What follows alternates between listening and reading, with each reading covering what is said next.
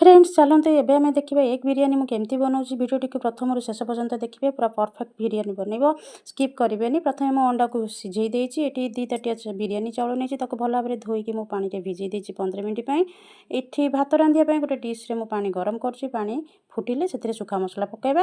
ये अंडा सीझीगला एम लुण हलदी राग लंका गुंड दे गोलेदबा।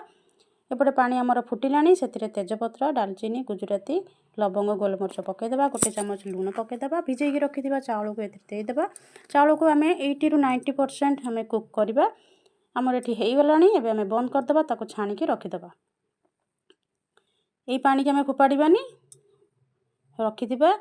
एबे आमे गोटे कढ़ई रे तेल गरम करिकी 2टा पियाज को मु काटिथिली ताको आमे फ्राई करदबा। ये फ्राई हो सारा परे अंडा को आमे पकई अंडा को फ्राई करदबा। अंडा फ्राई हो सारा परे एथिरे आमे जीरा डालचीनी गुजराती गोलमरिच लवंग पकई फुटेदबा तेजपत्र टी पकईदबा। तापर चुनी चुनी कर 2टा पियाज को मु काटिकी रखिथिली एठी आमे ताको भाजीदबा। ये गोल्डन कलर हेले एथिरे आमे 2 चामच अदा रसुण पेस्ट दबा। मु एठी 4टा कंचा लंका देइछि आपण माने केते राग खाइबे सेही हिसाब रे कंचा लंका देबे। एठी मु गोटे बड़ साइज टमाटर काटिकी पकई देइछि। तापर लुण देली हलदी गुंड धनिया गुंड गोटे चामच जीरा गुंड हाफ चामच भल भाव गोला गोली करिकी पानी देकी ताको घोड़े देइछि। देखंतु तेल रिलीज हेलानी। एबे आमे लास्ट बिरियानी मसला पकेबा आउ किछि कस्तूरी मेथी पकेई ताको गोला गोली करदबा। एबे आमे दही 2 चामच दबा। दही की देला बेले आमे गैस फ्लेम को टिके लो रे रखिबा नै तो दही फाटी जिवो। भल भाव में गोला गोली कर सारा पर देखो तेल रिलीज हो गलानी मसला मसला भल भाव में कषि हो गलानी। यही समय आमे अंडा को पकईदबा। आपको टे गोला गोली करिकी ताको घोड़ेदबा 2 मिनट पई। देखो एबे हमर रेडी हो गला। एथरा आमे भात को पकईकी ताको लेयर करबा। गोटे लेयर पकई सारा परे थरे 2 थर ओलट पालट करबा बेसी नाई। एबे आमे भात को पूरा चारियाड को स्प्रेड करदबा।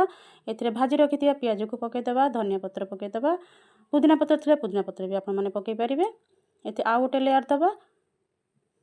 एथिरे मसला रू किछि काढी देइथिली से मसला को पकई देली। तापर भाजी रखिथिया पियाज को देली लेंबू रस 2 चामच देली। एठी आपण माने फूड कलर दे परिबे। मु एठी देइछि केसर दिया खीर को दे देइछि धनिया पत्र दे देले।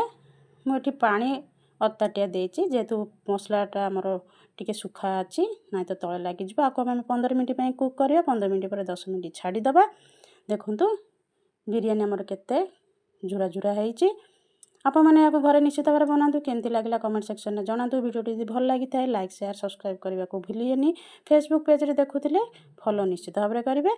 याको आपण माने रायता सहित खाइ परिबे। एथरो हमर बिरियानी रेडी हो गला पूरा परफेक्ट बिरियानी। Thank you.